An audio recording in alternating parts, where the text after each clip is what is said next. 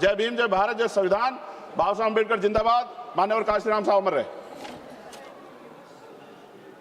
Honorable Minister Shri HD Kumaraswamy ji.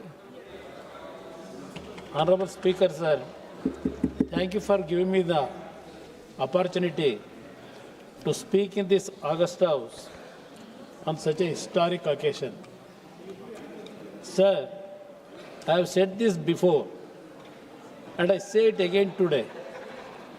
Under the leadership of our Honorable Prime Minister Shri Narendra Modi ji, India is going through a phase of deep and meaningful transformation. We are witnessing changes that will be remembered as defining milestones in our nation's journey. After nearly 75 years of independence, our government has taken a truly path-breaking step by ensuring fair and meaningful reservation for women in the Lok Sabha and state legislative assemblies. Today, the world is looking at India with admiration. At a time when many countries are grappling with conflict and instability, India is moving ahead with confidence driven by reform, stability, and vision. Peace and reform have become the foundation of our growth. What makes me particularly proud is the recognition being given to women's power in the world's largest democracy. Alongside Atmanirbhar Bharat and Vikasit Bharat, we are now building a strong and empowered Nari Bharat. To me, a woman represents strength in its purest form.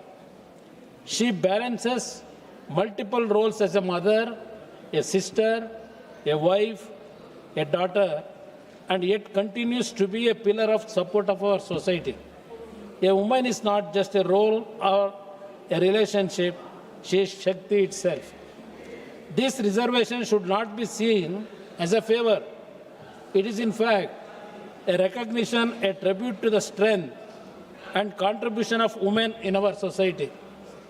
We have all grown up hearing that a mother is the first teacher and that educated a woman is like educating a family.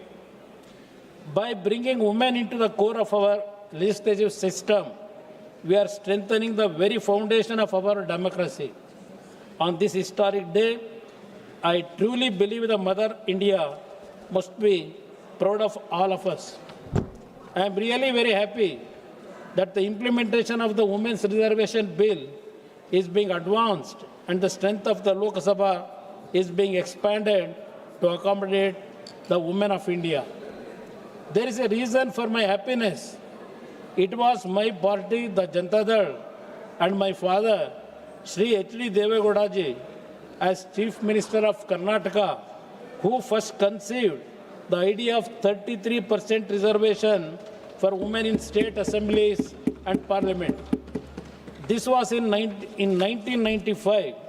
He wrote to the then Prime Minister, Shri P. Narasimha Rao ji, about it and even created a small group of my party colleagues to meet leaders across party lines and canvass for his idea. Shri Devegowda ji became the Prime Minister in 1996 and showed enormous courage and commitment to bring his idea of women's reservation to Parliament as the 81st constitutional amendment in September 1996. His effort was ahead of its time. However, the bill lapsed as he did not have the necessary political support to continue in government. He ran a complex 13-party coalition government, which fell.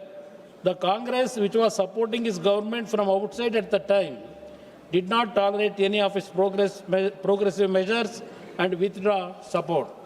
There is very little difference between the Congress party then and the Congress party now.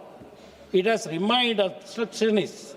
The grand old party can never give up on its old ways. Divine play has played me in the cabinet of Honorable Prime Minister Shri Narendra Modi ji when this historic amendment is being passed.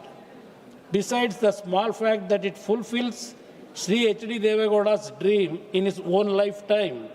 The even bigger achievement is that it fulfills the aspirations of the women of India and brings great joy to half of our nation's population. I thank the Prime Minister for advancing the implementation of this bill and for making all of us in his team a part of history. Let me tell you what has unnerved the opposition about this amendment, especially the Congress. They feel insecure because they are unprepared to handle this massive change, which completely refreshes the Indian political landscape. They have lost touch with the people and do not know how to cope up with this transformation. They have always assumed that minorities and women are their vote banks.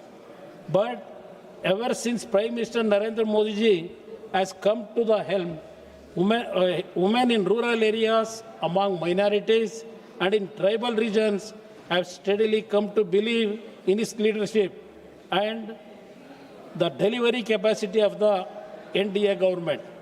What the Congress could not achieve in half a century, PM and the NDA government have achieved in a decade.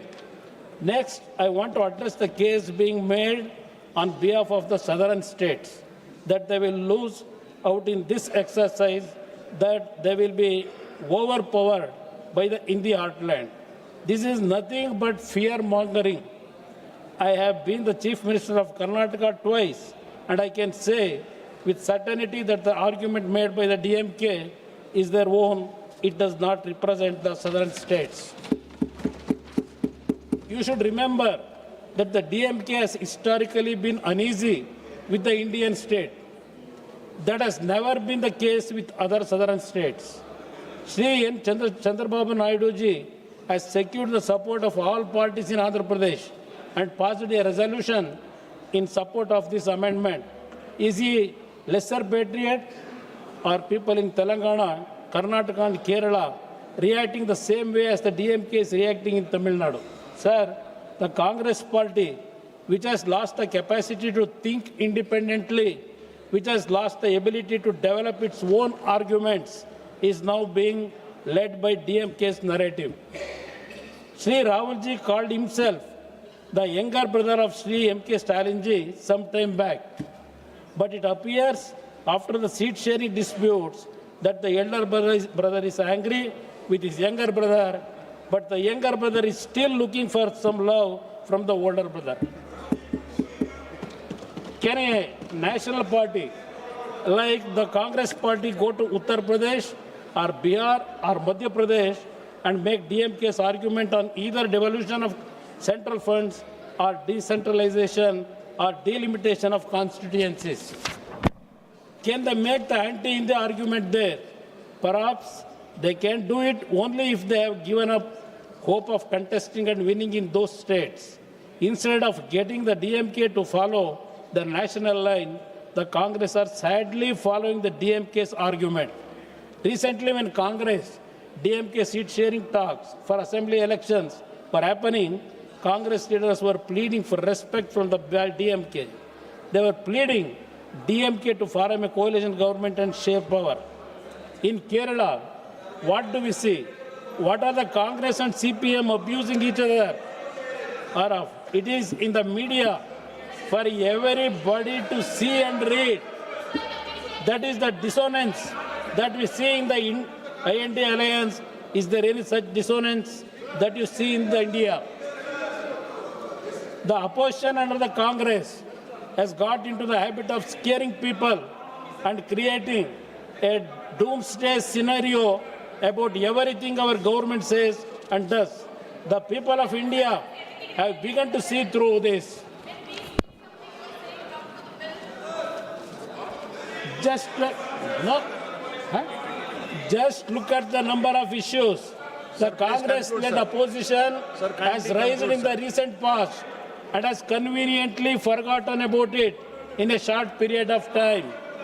Sri Rahul ji, who does not understand the head or tail of caste-based reservation, argued at one point of time that reservations should be proportional to the size of the caste population. But now he does not want to extend that same argument to parliamentary representation. He and his party do not want more MPs representing a smaller size of constituents. India is 13.5 times larger than United Kingdom, but it has lesser number of MPs than UK's House of Commons. They have 650. Even when the strength of the Lok Sabha goes up to 850 in terms of proportionally representing India's population size, it will still be less than that of UK, but it is a huge step forward. Sir, kindly No, conclude, there is sir. no reduce. There is no reduce. Sir, kindly conclude, We are sir. getting 14 seats. Now we are 28. Now we are representing 28 seats. It will go up to 42. We are rising. When Prime Minister Modi ji planned the new parliament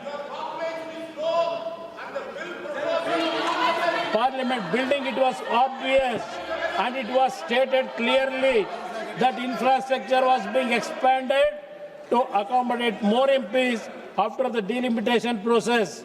But now the opposition behaves as if they knew nothing.